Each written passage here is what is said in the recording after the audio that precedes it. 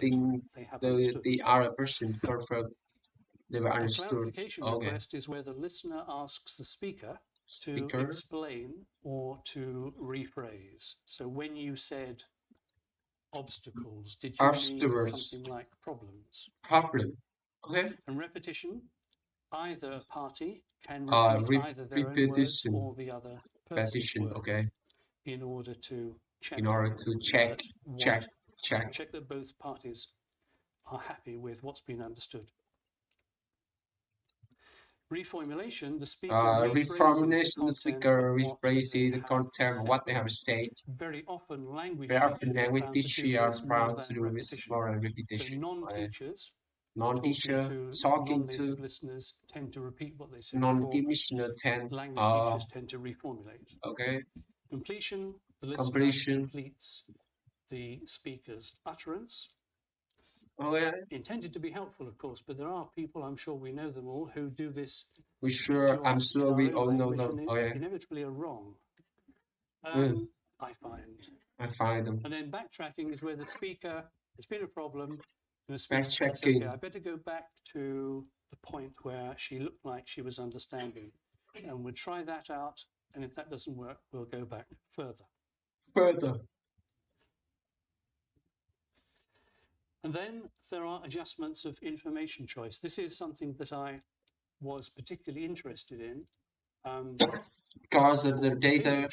Because of the data that I found in my PhD research. So I found that speakers used more descriptive detail, more explicit logical links, and also filled in what they assumed were gaps in the listener's socio-cultural knowledge. Okay. Yeah.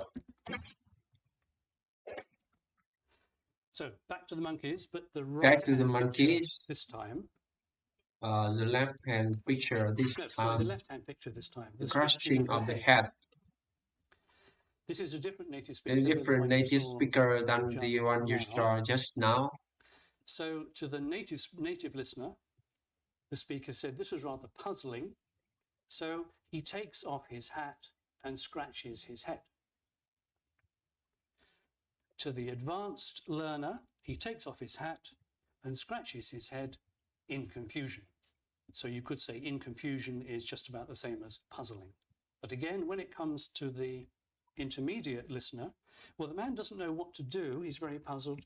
And so he scratches his head, which means I don't know what to do. I don't know what to do. The listener doesn't know what head scratching indicates. And again, to the elementary, old man's very puzzled and worried about how to get his hats from the monkeys, and he takes off his hat and scratches his head, as people often do when they feel puzzled. So speakers also adjust to their listeners by the information they choose. Okay. So I've talked about different sorts of adjustment. As if they were separate, but in fact they normally occur in combination. I'm going to by way of illustration, a short transcript of conversation between three my past students. Past students? Okay. Isabel is from Spain. Is from Spain. Japanese, and Germany is from Malaysia. And it's a point in the conversation. Isabel, who is from Seville, is talking about Seville. So I was telling one of my friends, we have all the streets full of orange trees. And he asked me, but don't you eat the oranges? No, they're very bitter. It's impossible. They're really bitter. And Yuko then says, must be wild one. Wild orange tree. Wild, by the way, the pluses indicate the length of the pause. So when she says wild, it's a repetition, of course, of what she said, but it seems to be a comprehension check as well. Do you know what I mean by wild? Khalid says, which I would categorize as clarification request. So wild, repetition, Yeah, so nobody tries to eat them, the oranges from Okay, the street. Another completion. The street, yes. Street. Okay. No. But do you know why do you use that orange for? And Yuko knows, so she says for marmalade. And Khalid says, what? Yes, he was a man of few Okay. words. He was man. Was man of few marmalade, sweet sort of jam. So she's repeating the word that Khalid appeared not to know, and she's then reformulating, using a different expression for it. And Isabel then said, yeah, but for the Queens of England, but not for us. We don't use it at home, not just to through to each other. And Khalid says, through? Now, I'm assuming that he's recognized that it was a verb. It could be that he's actually saying the word Through. Okay. Anyway, he makes the sound through. Yuko laughs. And Isabel, yes, it's true. At Christmas, I was having a party with my friend, just a dinner, very quiet. And suddenly we went to the party. Yeah. Says Khalid. Somebody throws us an orange. And Yuko says, it went whoosh to the wall. And then Khalid says, is that a traditional way to celebrate something or what? He's asking for cultural background. Asking for cultural background. He says, just to a no.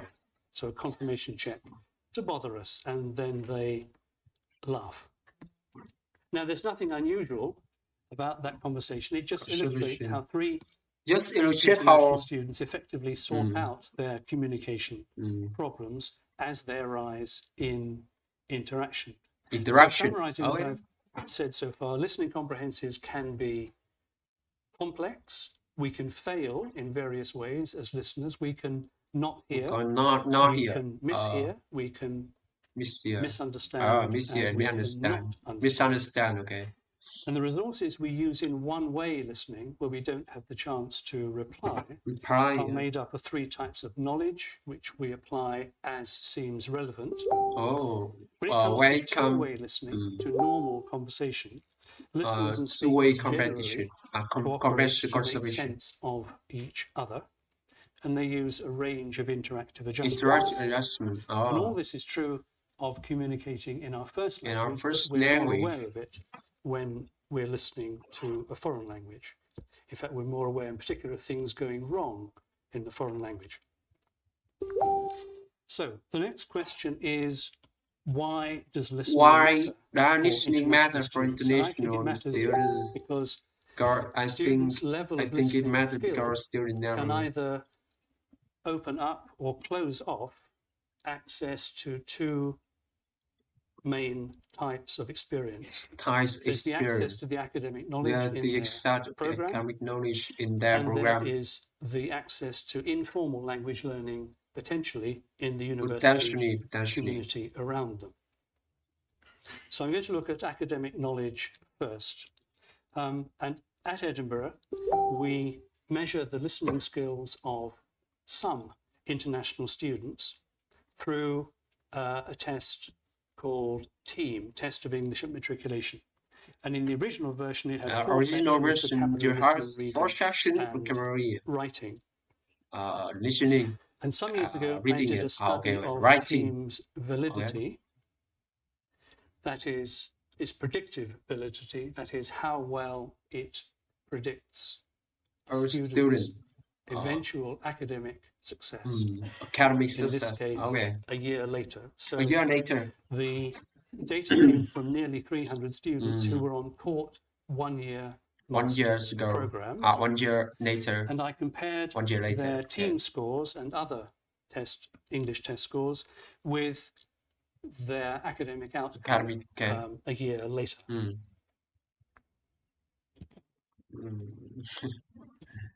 Yes.